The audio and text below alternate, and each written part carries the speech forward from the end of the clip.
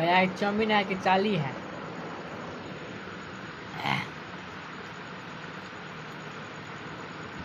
ना, अब हम नहीं खाएंगे।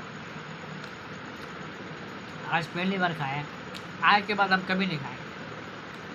आज के बाद मेमोरी करने का मतलब है कि आज रात बीता, कल से खाना शुरू।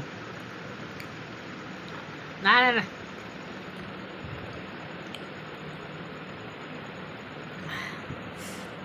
चाइनीज फूड स्पार्ट खाओ, मोटा तगड़ा बनो।